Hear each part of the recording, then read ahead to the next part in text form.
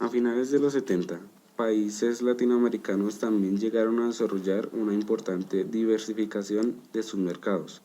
En 1975, las economías de mercados más desarrollados eran el destino del 65% de las exportaciones de materia prima de la región, del 80% de sus minerales y el 72% de exportaciones de energéticos. Cuando la economía mundial entró en recesión en los años 70 y continuó en principios de los 80 y los precios del petróleo se dispararon debido a la crisis del petróleo del 73, se creó un punto muerto para la mayoría de los países de la región. Los países en vías de desarrollo se encontraron en una desesperada crisis de liquidez.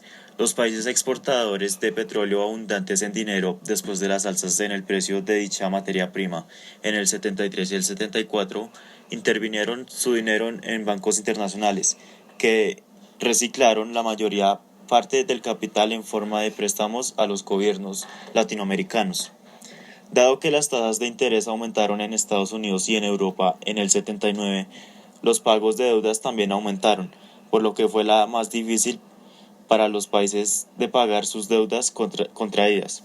El deterioro del tipo de cambio con el dólar estadounidense significó que los gobiernos latinoamericanos terminarán debiendo enormes cantidades en sus monedas nacionales, por lo que se perdió el poder adquisitivo.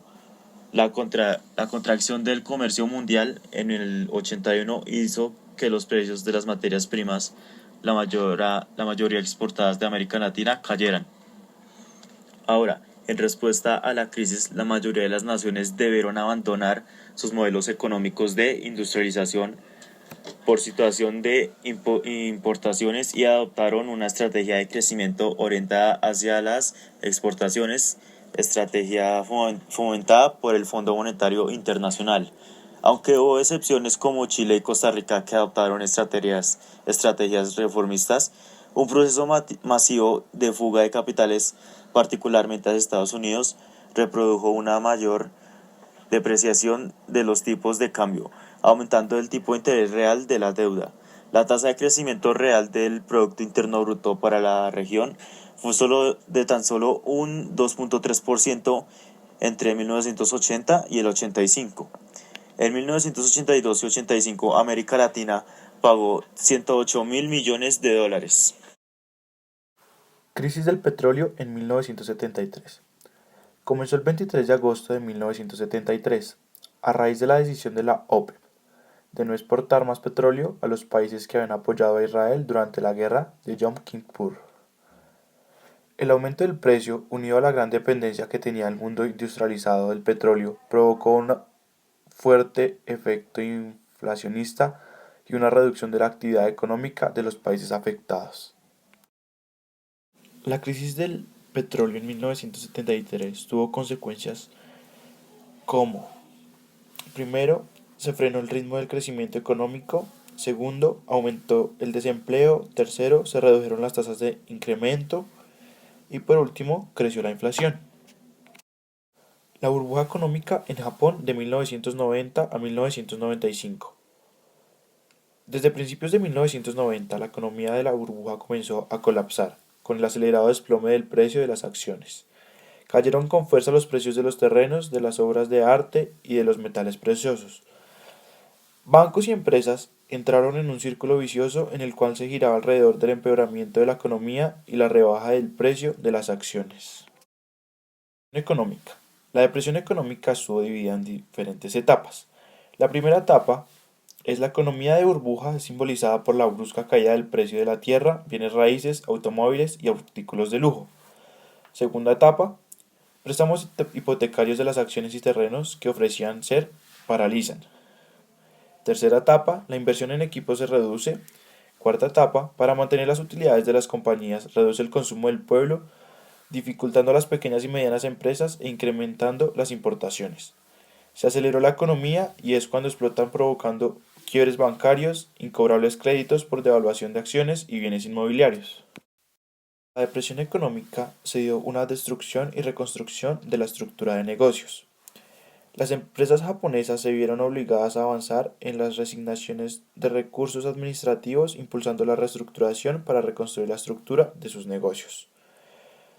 Hubo dos características. A corto plazo, reducir los gastos, comprimiendo las inversiones en bienes y equipos, reducir los gastos de ventas. El largo plazo, modificar producción, minimizar productos que no tienen rentabilidad al venderse. Por tal motivo, en 1993 a 1994 ascendía al mercado de capitales, pero a mitad de 1994, pedidos de maquinaria y ventas de automóviles nos mostraban cambios. Recuperación. 1995. La recuperación es lenta, pero a mediano plazo se pronosticaba un incremento, el cual era por lo siguiente. Primero, bolsa de trabajo, mayor importación de trabajo que garantizaron los bienes y servicios del país. Segundo, esforzar a los empresarios para una buena gestión de trabajo. Tercero, se incentivó por la venta de computadores, cristales, líquidos para pantallas y la demanda de papel aumentó. Otro acontecimiento importante es la crisis financiera asiática en 1997. A principios de 1997, por la devaluación de la moneda tailandesa, se dio un fuerte impacto, ya que se extendió a otros países tales como Malasia, Indonesia, Filipinas y Corea del Sur, donde se empezó a financiar la capacidad de crédito a plazos cortos. Los bancos extranjeros se rehusaron a hacer préstamos de financiación del crédito a los bancos coreanos y esto detonó la crisis. Causas. Fue la reversión en el flujo de capitales privados que frenaron el crecimiento de los países afectados, impidiendo que los pagos de cuentas pudieran mostrar un financiamiento sostenible. Hubo un cambio de percepción por la cual se tuvieron salidas de capitales originando deterioro en la macroeconomía. Inestabilidad en el mercado internacional, ya que por la pérdida del país receptor, Tailandia, suspendieron préstamos de forma masiva sin previo aviso. Se precipitó por el crecimiento desmedido de las deudas de corto plazo con el exterior.